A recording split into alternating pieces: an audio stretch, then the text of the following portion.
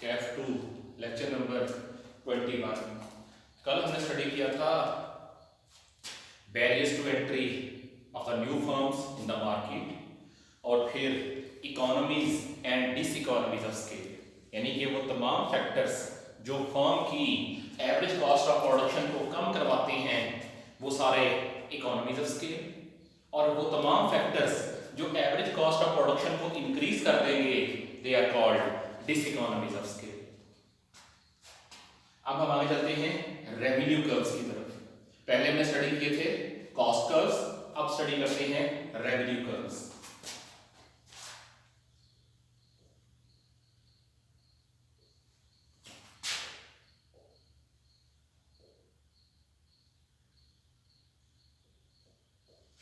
Revenue curves of perfect competition, यानी कि वो फर्म जो परफेक्ट कंपटीशन में ऑपरेट कर रही है उसके रेवेन्यू कर्व्स किस तरह के होंगे।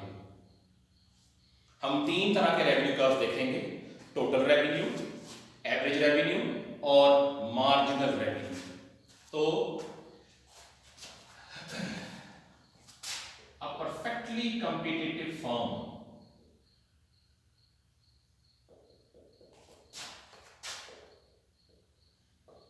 acts as price taker and profit margins are low due to heavy competition. So the firm offers no discounts to buyers for buying more. Firm, एक परफेक्टली कंपीटिटिव फर्म एक प्राइस टेकर के तौर पे काम कर रही होती है। प्राइस टेकर का मतलब है कि ये फर्म अपनी मर्जी की प्राइस चार्ज नहीं कर सकती, ये प्राइस टेकर के तौर पे काम करती है, वही प्राइस चार्ज करेगी जो ऑलरेडी मार्केट में चल रही है। सो कोई कस्टमर कम प्रोडक्ट परचेज करे या ज्यादा बाइंग करे, फर्म उसे किसी किस्म का डिस्काउंट ऑफर नहीं करती, चाहे वो कम क्वांटिटी परचेज करे चाहे वो ज्यादा क्वांटिटी परचेज करे, price will remain same. That's why firm का एवरेज रेवेन्यू भी सेम रहेगा। यहां हम टेबल ड्रॉ कर लेते हैं इसके लिए। पहला है quantity, second column price, third column total revenue, fourth column average revenue, fifth column marginal revenue. ये पांच कॉलम होंगे हमारे पास। क्वांटिटी को शो करेंगे क्यू से, ये मिकदार को शो करेगी कि फर्म टोटल कितना आउटपुट सेल कर रही है। Price is represented by P. Total revenue हमने क्यूएम के अंदर भी पढ़ा था, टोटल रेवेन्यू का फार्मूला होता है प्राइस इनटू क्वांटिटी, के फर्म कितने यूनिट सेल कर रही है मल्टीप्लाई बाय एक यूनिट की प्राइस क्या है। एवरेज रेवेन्यू एआर हमने क्वांटिटेटिव मेथड से पढ़ा था, किसी भी चीज की एवरेज फाइंड करनी हो उसके टोटल को क्वांटिटी के ऊपर डिवाइड कर दें, आपके पास उस चीज की एवरेज निकल आएगी। जिस तरह हमने कॉस्ट वाले टेबल में देखा था, जब एवरेज फिक्स कॉस्ट फाइंड करनी थी हमने फिक्स कॉस्ट को क्वांटिटी पे डिवाइड किया था। जब एवरेज वेरिएबल कॉस्ट फाइंड करनी थी हमने वेरिएबल कॉस्ट को क्वांटिटी पे डिवाइड किया था। जब एवरेज कॉस्ट फाइंड करनी थी तो टोटल कॉस्ट को क्वांटिटी पे डिवाइड किया था। सो जब यहां पे हमने फाइंड करनी होगी, एवरेज रेवेन्यू फाइंड करना होगा, तो हम टोटल रेवेन्यू को डिवाइड करेंगे क्वांटिटी के ऊपर। Then comes marginal revenue. Marginal का वर्ड इकोनॉमिक्स में हमेशा चेंज के लिए इस्तेमाल होता है। Change in total revenue over change in quantity, कि एक एक्स्ट्रा यूनिट सेल करने से फर्म के रेवेन्यू में जो इजाफा होगा या फर्म के रेवेन्यू में जो चेंज आएगा that is called marginal revenue. ये 5 कॉलम का हम टेबल बनाएंगे अपना। फर्म ने पहला यूनिट सेल किया, प्राइस थी 10 रुपीस। फर्म ने दूसरा यूनिट सेल किया, प्राइस फिर भी 10। 3 यूनिट सेल करेगी तब भी प्राइस 10। 4 यूनिट सेल करेगी प्राइस 10। 5 यूनिट सेल करेगी तब भी प्राइस 10। हमने ऑलरेडी बात की थी कि जो परफेक्टली कॉम्पिटिटिव फर्म है ये हैवी कंपटीशन की वजह से बहुत कम मार्जिन के ऊपर ऑपरेट कर रही होती है, इसके प्रॉफिट मार्जिन्स बहुत कम होते हैं। दैट्स व्हाई कोई कस्टमर इससे ज्यादा आउटपुट परचेज करे या कम आउटपुट परचेज करे, फर्म किसी किस्म का डिस्काउंट ऑफर नहीं करती और सेल प्राइस हमेशा सेम रहेगी। सो क्वांटिटी किसी ने 1 यूनिट परचेज किया है या 5 यूनिट परचेज किए हैं, फर्म की प्राइस सेम है। टोटल रेवेन्यू के लिए क्या करेंगे, प्राइस को क्वांटिटी से मल्टीप्लाई करते जाएंगे। 10 1 are 10, 10 2 are 20, 10 30, 40 and 50। कॉलम 1 को कॉलम 2 से मल्टीप्लाई करते गए हैं तो हमारे पास टोटल रेवेन्यू आ गया which is equal to price into quantity। Then comes average revenue। Column 3 को टोटल रेवेन्यू को क्वांटिटी पे डिवाइड करते जाएंगे तो हमारे पास एवरेज रेवेन्यू निकल आएगा। 10 divided by 1 that's 10, 20 divided by 2 10, 30 divided by 3 10, 40 divided by 4 10 and 50 divided by 5 that's 10। So firm का एवरेज रेवेन्यू सेम आ रहा है। Then comes marginal revenue. Marginal revenue basically क्या है कि फर्म का हर नया सेल होने वाला यूनिट कितनी प्राइस पे सेल हो रहा है या एक नए यूनिट के सेल होने से फर्म के टोटल रेवेन्यू के अंदर कितना चेंज आ रहा है, कितना इंक्रीज या डिक्रीज आ रहा है, दैट इज मार्जिनल रेवेन्यू। अगर हम पहले यूनिट को देखें तो पहला यूनिट 10 रुपए का सेल हो रहा है 10 रुपीस का, तो पहले यूनिट में मार्जिनल रेवेन्यू है 10। उसके बाद जब फर्म ने आउटपुट बढ़ा के 2 किया, सेल एक यूनिट एक्स्ट्रा सेल किया, टोटल रेवेन्यू में चेंज कितने का आया, 20 minus 10 10 divided by 2 minus 1 1, तो 10 by 1 that's 10। फिर जब फर्म ने आउटपुट 2 से बढ़ा के 3 यूनिट किया, थर्ड यूनिट सेल किया, तो टोटल रेवेन्यू में जो चेंज आ रहा है that is 10। 30 minus 20 10 over 3 minus 2 1 again 10। चौथा यूनिट सेल किया तो टोटल रेवेन्यू में चेंज आ रहा है 10 का, और जैसे आउटपुट में चेंज आ रहा है 1 का, again 10 and again 10। So marginal revenue her output level के ऊपर 10 रुपीस ही है। अगर हम इसका ग्राफ ड्रॉ करें,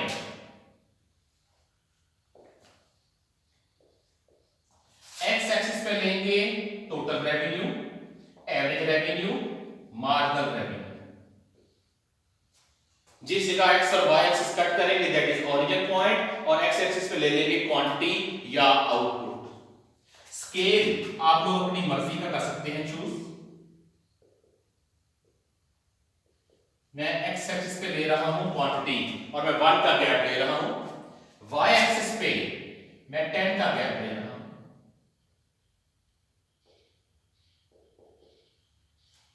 जी, जब फर्म 0 क्वांटिटी सेल करेगी तो टोटल रेवेन्यू 0 आएगा। सो टोटल रेवेन्यू का कर्व 0 से स्टार्ट होगा। 0 क्वांटिटी सेल होगी तो टोटल रेवेन्यू भी 0 होगा। पहला यूनिट सेल किया, टोटल रेवेन्यू 10, 1 और 10 के सामने डॉट। 2 यूनिट पे टोटल रेवेन्यू 20, 2 और 20 के सामने डॉट। थर्ड यूनिट पे रेवेन्यू 30, 3 और 30 के सामने डॉट। फिर 4 और 40 एंड सो। तो एक अपवर्ड स्लोपिंग स्ट्रेट लाइन आएगी जो कि शो करती है कि जैसे जैसे फर्म का आउटपुट बढ़ता जाएगा, जैसे जैसे फर्म ज्यादा क्वांटिटी सेल करती जाएगी, टोटल रेवेन्यू एक सेम स्लोप के ऊपर इंक्रीज करता जाएगा। टोटल रेवेन्यू में इंक्रीज एक ही रेट के ऊपर रहेगा। Now comes quantity and average revenue. 0 unit के ऊपर एवरेज रेवेन्यू और मार्जिनल रेवेन्यू अनडिफाइंड है, शो नहीं हो रहे। पहले यूनिट पे एवरेज रेवेन्यू है 10, यहां पे 2 यूनिट पे एवरेज रेवेन्यू अगेन 10, 3 यूनिट्स पे एवरेज रेवेन्यू अगेन 10, 4 पे भी 10 और 5 पे भी 10।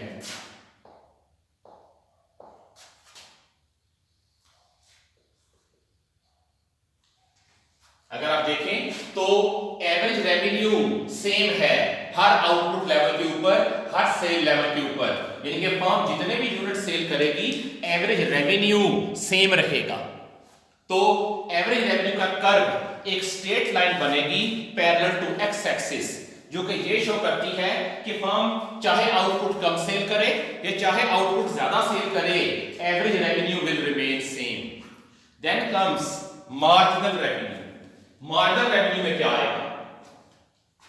पहले यूनिट पे मार्जिनल रेवेन्यू है 10, दूसरे यूनिट पे मार्जिनल रेवेन्यू अगेन 10, तीसरे यूनिट में marginal revenue again 10। So perfect competition में एवरेज रेवेन्यू और मार्जिनल रेवेन्यू का कर्व सेम बनेगा।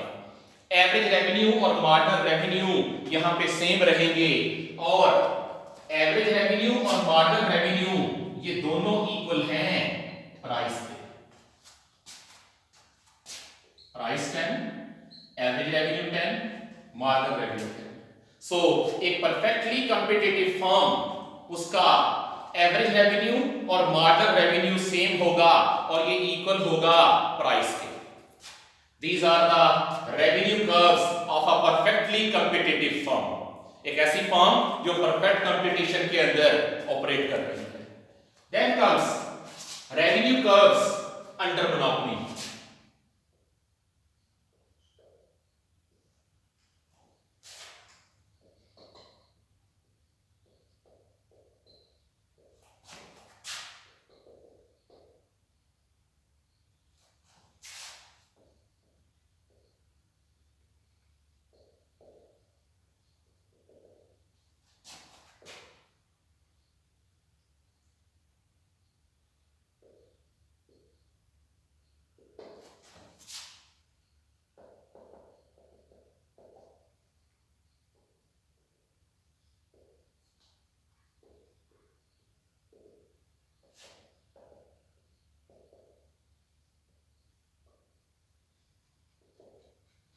A monopoly acts as a price maker.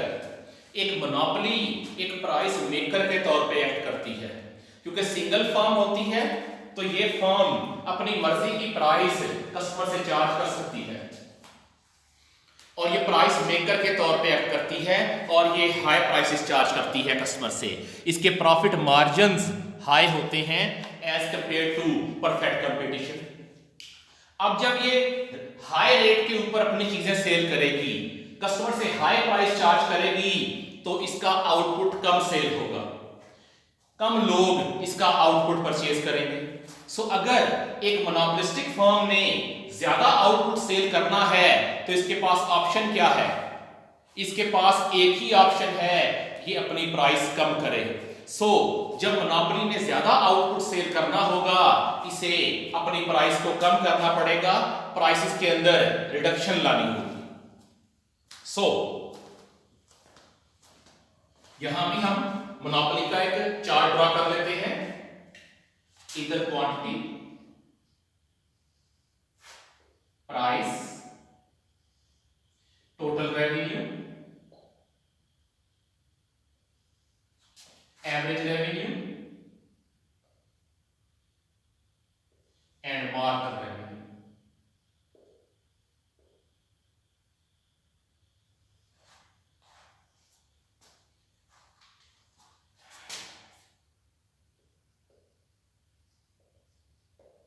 quantity is represented by Q, price by V, total revenue is TR, that is P into Q. Average revenue is equal to AR, that is total revenue over output, and margin revenue is equal to MR, that is change in total revenue over change in quantity or output. हम assume कर रहे हैं कि firm पहला unit cell कर रही है 10 rupees का, अगर और ये प्राइस फर्म एक प्राइस मेकर के तौर पे चार्ज कर रही है, ये प्राइस कस्टमर के लिहाज से ज्यादा है। अगर फर्म ने ज्यादा आउटपुट सेल करना है, एक ही जगह 2 क्वांटिटी सेल करनी है, इसे अपनी प्राइस कम करनी पड़ेगी। It will charge a price of 9 rupees per unit. अगर इसने 3 यूनिट सेल करने हैं, इसे प्राइस और कम करनी पड़ेगी। इसमें 4 यूनिट सेल करने हैं, प्राइस में फर्दर रिडक्शन। 5 यूनिट सेल करने हैं, फर्दर रिडक्शन। 6 यूनिट सेल करने हैं एंड 7 यूनिट सेल करने हैं। जैसे जैसे फर्म ने अपना आउटपुट बढ़ाना है, फर्म ने कस्टमर को ज्यादा आउटपुट सेल करना है, इसे अपनी प्राइस कम करनी पड़ेगी, प्राइस के अंदर रिडक्शन ऑफर करनी पड़ेगी। सो अब हम फाइंड करते हैं टोटल रेवेन्यू। टोटल रेवेन्यू का formula price into quantity. 10 1s are 10, 9 2s are 18, then 24, 28, 30, 30 and 28। Average revenue बढ़ रहा है लेकिन डिक्रीजिंग रेट के ऊपर। फिर एक पॉइंट ऐसा आएगा जहां टोटल रेवेन्यू अपनी मैक्सिमम हाइट को अचीव कर लेगा और इसके बाद टोटल रेवेन्यू बढ़ने की जगह उल्टा कम होना शुरू हो जाएगा। Then comes average revenue। Total revenue को डिवाइड करते हैं क्वांटिटी पे। 10 by 1 that's 10, 18 by 2 9, 24 by 3 8, 28 by 4 7, 5 6 7, 30 by 5 6, 30 by 6 5 and 24 8 by 7 that's 4। सो आपका एवरेज रेवेन्यू प्राइस के इक्वल ही आ रहा है। अगर हम बात करें मार्जिनल की, पहला यूनिट सेल हो रहा है 10 रुपीस का, देन जब फर्म ने आउटपुट इंक्रीज किया तो चेंज इन टोटल रेवेन्यू कितने का आया?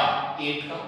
18 minus 10 that's 8, divide by 2 minus 1 1, तो 8 by 1 that's 8। जब आउटपुट 2 से बढ़ा के 3 किया तो टोटल रेवेन्यू में चेंज आ रहा है 6 का। तीसरा यूनिट 6 रुपए का सेल हो रहा है। चौथा यूनिट 4 रुपीस का सेल हो रहा है। पांचवा यूनिट 2 रुपीस का सेल हो रहा है।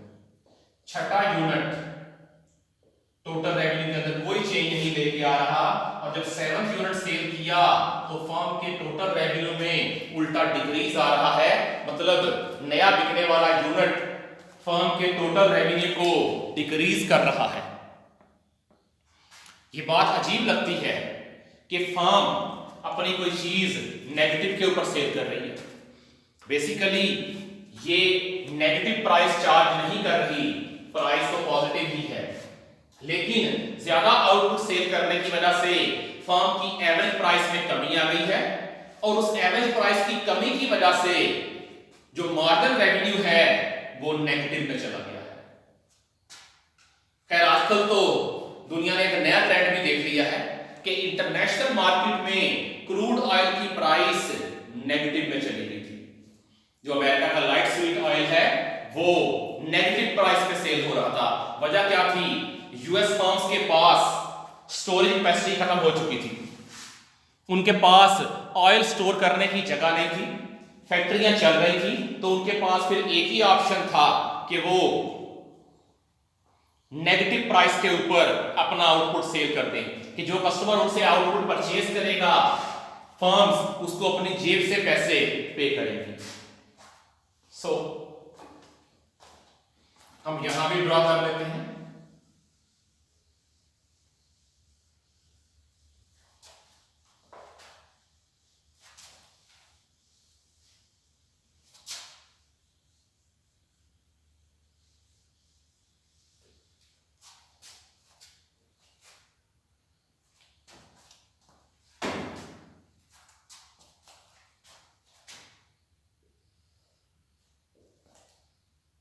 Quantity and total revenue.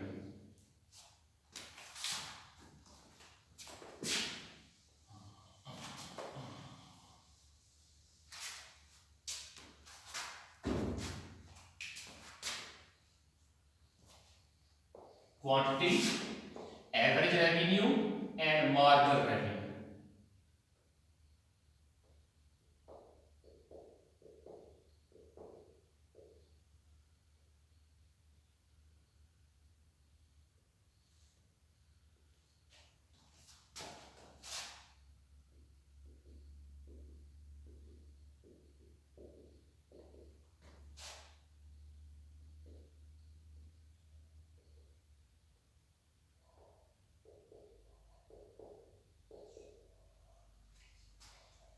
पहला हमें ग्राफ बनाना है क्वांटिटी और टोटल रेवेन्यू का, और एक अलग एक्सिस पे मैंने ड्रॉ करने हैं एवरेज और मार्जिनल रेवेन्यू के कर्व्स।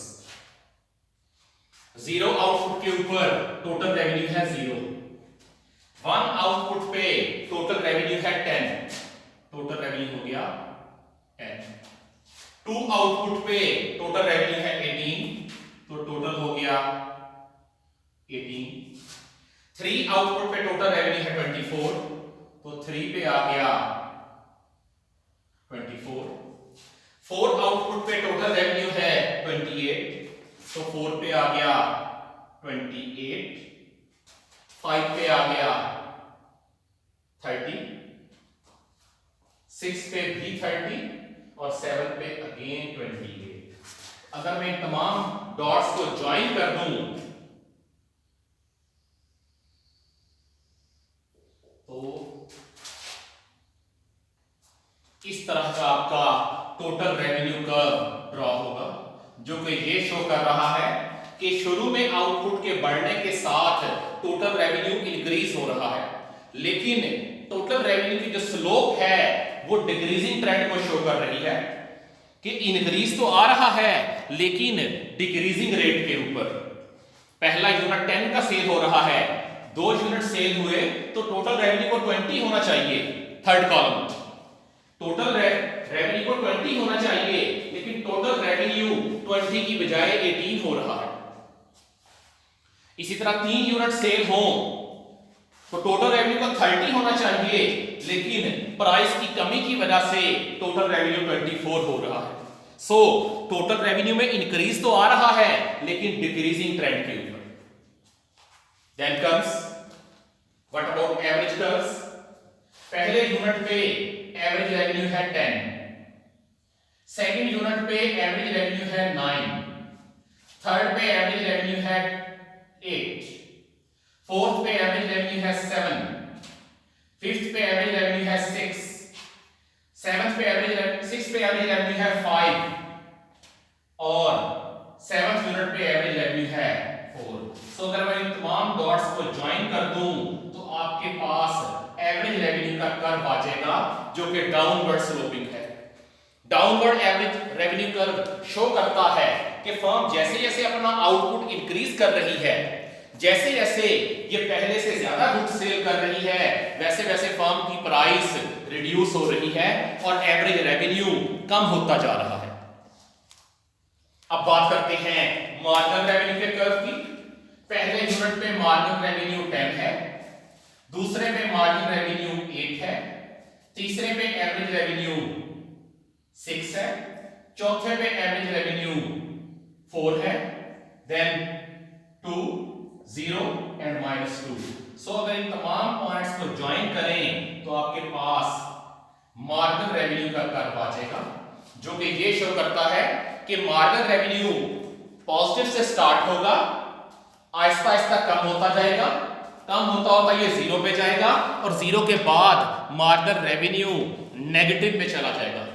कि अगर फर्म मजीद आउटपुट सेल करना चाहेगी तो इसका मार्जिनल रेवेन्यू नेगेटिव में चला जाएगा, मतलब नया यूनिट के बिकने से फर्म को फायदा नहीं होगा बल्कि उल्टा नुकसान शुरू हो जाएगा।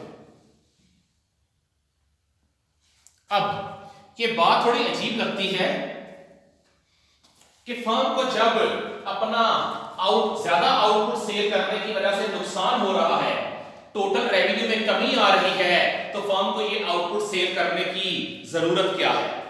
फर्म अपना आउटपुट 5th यूनिट पे लाके रोक दे। फर्म ने 6th और 7th यूनिट सेल ही क्यों करना है? तो इसकी वजह है बेसिकली, पहली बात तो है एक्स्ट्रा आउटपुट को सेल करना। मोनोपोली या कोई भी फर्म किसी साल का जो प्रोडक्शन डिसीजन लेती है वो प्रीवियस ईयर की प्राइसेस और प्रीवियस ईयर की डिमांड को जहन में रख के लगती है। सो फर्म ने ऑलरेडी प्रोडक्शन करके अपने पास रखी हुई है। अब दो तरीके हैं, या तो फर्म उस आउटपुट को अपने पास बेकार पड़ा रहने दे और अपने पैसों को लॉक रहने दे स्टॉक के अंदर, इन्वेंट्री के अंदर। दूसरा तरीका क्या है, फर्म डिस्काउंट ऑफर करे और वो अपना आउटपुट, एक्स्ट्रा आउटपुट कम प्राइस के ऊपर या इवन लॉस के ऊपर सेल कर दे। सो फर्म्स प्राइस को रिड्यूस करके अपने प्रॉफिट के ऊपर कंप्रोमाइज कर लेती हैं, लेकिन वो एक्स्ट्रा आउटपुट अपने पास स्टोर्स में, गोडाउन्स में, वेयर हाउसेस में नहीं रखती, बल्कि एक्स्ट्रा आउटपुट लो प्राइस के ऊपर सेल कर देती हैं। दूसरी बात, फर्म को इतना एक्स्ट्रा आउटपुट प्रोड्यूस करने की जरूरत ही क्या है? बेसिकली जब फर्म्स अपना आउटपुट इंक्रीज करती हैं, इन्हें कई तरह के फायदे मिलना शुरू हो जाते हैं, जो हमने कल के लेक्चर में पढ़े थे by the name economies of scale, कि जब फर्म लार्ज स्केल के ऊपर प्रोडक्शन करेगी तो इसे कई तरह के बेनिफिट मिलना शुरू हो जाएंगे, इसकी एवरेज कॉस्ट ऑफ प्रोडक्शन कम होना शुरू हो जाएगी। So monopolistic firms economies of scale हासिल करने के लिए भी अपने आउटपुट को इंक्रीज करती हैं, लार्ज स्केल के ऊपर प्रोडक्शन करती हैं। तीसरा, मोनोपोली अपने स्टेटस को मेंटेन रखने के लिए, एक सिंगल फर्म के तौर पे ऑपरेट करने के लिए भी अपनी प्राइसेस रिड्यूस कर देती है, ताकि मार्केट में नई फर्म की एंट्री को रोका जा सके, नई फर्म के लिए बैरियर्स क्रिएट किए जा सके। इसी तरह हमारे सिलेबस में तो नहीं है, लेकिन एक थ्योरी मौजूद है which is called Baumol's sales maximisation theory. कि फर्म थ्योरी कहती क्या है कि हर फर्म का सबसे पहला ऑब्जेक्टिव होता है सस्टेनेबिलिटी या फिर ब्रेक इवन पॉइंट। हर फर्म कोशिश करती है शुरू में कि वो ब्रेक इवन को अचीव कर ले। ब्रेक इवन का मतलब क्या है कि उसकी कॉस्ट और रेवेन्यू बराबर हो जाए, कॉस्ट और रेवेन्यू में गैप ना रहे, बिजनेस अपने खर्चे खुद उठा ले। उसके बाद जब ब्रेक इवन अचीव हो गया, अगला स्टेप होता है फर्म के लिए कि वो अपने प्रॉफिटेबिलिटी को मैक्सिमम पे ले जाए, मैक्सिमम प्रॉफिटेबिलिटी। और जब ये पॉइंट भी अचीव हो जाए, उसके बाद फर्म का एजेंडा होता है मैक्सिमाइजेशन ऑफ सेल्स। के फर्म की मैनेजमेंट कोशिश करती है अपने एक मिनिमम प्रॉफिट को मेंटेन रखते हुए सेल्स को मैक्सिमाइज किया जाए, ताकि मैक्सिमम मार्केट को कैप्चर किया जाए और नई फर्म्स के रास्ते में हाई बैरियर्स लगाए जाए। That's why monopolistic firms price की रिडक्शन गवारा कर लेती हैं, प्राइस की रिडक्शन ऑफर कर देती हैं, लेकिन ये अपने आउटपुट के अंदर कमी नहीं देती आती। दैट्स व्हाई इनके एवरेज और मार्जिनल रेवेन्यू के कर्व्स अलग अलग बनेंगे और डाउनवर्ड स्लोपिंग होंगे। डाउनवर्ड स्लोपिंग एवरेज और मार्जिनल रेवेन्यू कर्व ये शो करते हैं कि जैसे जैसे फर्म ज्यादा आउटपुट सेल करने की कोशिश कर रही है, वैसे वैसे फर्म को अपनी प्राइस में कमी लाना पड़ रही है। सो ये आपके हैं एवरेज और मार्जिनल रेवेन्यू के कर्व्स जो कि डाउनवर्ड स्लोपिंग है। अब इनका रिलेशन क्या है आपस में? व्हेन मार्जिनल रेवेन्यू या relationship of MR and DR, total revenue और मार्जिनल रेवेन्यू का आपस में रिलेशन क्या है? सबसे पहले when marginal revenue is positive, total revenue is increasing. जब तक फर्म का मार्जिनल रेवेन्यू पॉजिटिव है, टोटल रेवेन्यू इंक्रीज हो रहा है। चाहे डिक्रीजिंग रेट पे सही, लेकिन टोटल रेवेन्यू में इंक्रीज आ रहा है। दूसरा, when marginal revenue is zero,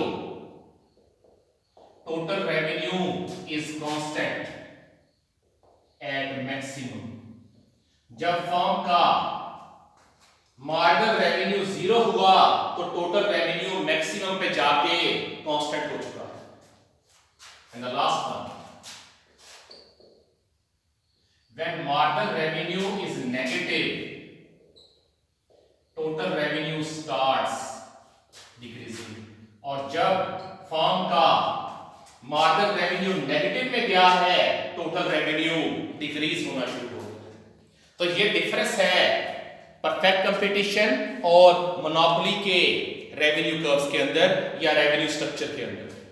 अब हम इन दोनों को साथ साथ ड्रॉ करते हैं ताकि इनका कंपैरिजन किया जा सके।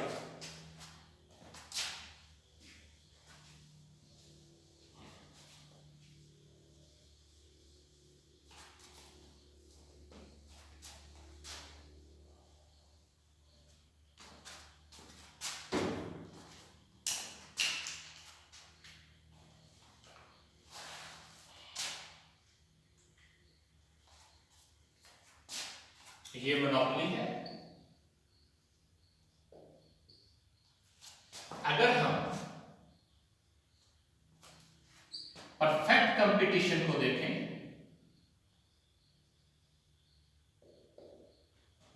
तो एवरेज और मार्जिनल रेवेन्यू के कर्व्स सेम है और एक स्ट्रेट लाइन है which is equal to price. So यही बेसिक डिफरेंस है परफेक्ट कंपटीशन में और मोनोपोली के अंदर कि परफेक्ट कंपटीशन का एवरेज और मार्जिनल रेवेन्यू का कर्व सेम होगा, मोनोपोली का एवरेज और मार्जिनल रेवेन्यू का कर्व अलग अलग बनेगा। परफेक्ट कंपटीशन में एवरेज रेवेन्यू और मार्जिनल रेवेन्यू एक स्ट्रेट लाइन होगी पैरेलल टू एक्स एक्सिस, जबकि आपकी मोनोपोली में एवरेज रेवेन्यू और मार्जिनल रेवेन्यू के कर्व डाउनवर्ड स्लोपिंग होंगे। परफेक्ट कंपटीशन में चाहे एक्स्ट्रा आउटपुट सेल हो, कम आउटपुट सेल हो या ज्यादा आउटपुट सेल हो, एवरेज रेवेन्यू या प्राइस सेम रहेगी। जबकि मोनोपोली के अंदर अगर फर्म ने एक्स्ट्रा आउटपुट सेल करना है तो उसे प्राइस कम करनी पड़ेगी और उस प्राइस की कमी की वजह से एवरेज रेवेन्यू फॉल करेगा। परफेक्ट कंपटीशन में मार्जिनल रेवेन्यू स्ट्रेट लाइन है पैरेलल टू एक्स एक्सिस, जो शो करता है कि मार्जिनल रेवेन्यू कांस्टेंट है। लेकिन अगर हम मोनोपोली में देखें तो मार्जिनल रेवेन्यू का कर्व डाउनवर्ड स्लोपिंग है, जो जीरो को टच करता है और फिर नेगेटिव में चला जाता है। परफेक्ट कंपटीशन में मार्जिनल रेवेन्यू कहीं पे भी नेगेटिव नहीं है, लेकिन मोनोपोली के अंदर मार्जिनल रेवेन्यू नेगेटिव पे जा रहा है। सो ये मेजर डिफरेंसेस हैं परफेक्ट कंपटीशन और मोनोपोली के अंदर। हमने बेसिकली कमिंग डेज में जब भी इन कर्व्स को ड्रॉ करेंगे हम इनको फ्री हैंड ड्रॉ करेंगे। फ्री हैंड ड्रॉ करने का मतलब है कि हम दोनों एक्सिस पे ऊपर कोई स्केल नहीं लेंगे, बल्कि इन कर्व्स को फ्रीली ड्रॉ करेंगे, जिस तरह हमने डिमांड और सप्लाई के कर्व ड्रॉ किए थे चैप्टर नंबर 2 के अंदर। हमारी मेजॉरिटी डायग्राम्स फ्री हैंड होंगी इंशाल्लाह। और अब इस चैप्टर में मैं बुक के हिसाब से सीक्वेंस थोड़ा चेंज करूंगा। बुक के अंदर उसने पहले परफेक्ट कंपटीशन को शुरू किया है और उसे कंप्लीट किया है, फिर वो मोनोपोली पे गया है, उसने मोनोपोली को कंप्लीट किया है। मैंने दोनों के रेवेन्यू कर्व्स इकट्ठे करवा दिए हैं ताकि आप इनको इजीली कंपेयर कर सकें। कल के लेक्चर में हम लोग इंशाल्लाह फर्म इक्विलिब्रियम स्टडी करेंगे under perfect competition in short run and also in long run. और अगर हमारे पास टाइम हुआ, कुछ टाइम बच गया, तो शायद कल के दिन में ही मोनोपोली का इक्विलिब्रियम भी कल ही कंप्लीट हो जाए। ये इंशाल्लाह हमारे टॉपिक कल के लेक्चर में कवर होंगे। अल्लाह हाफिज़।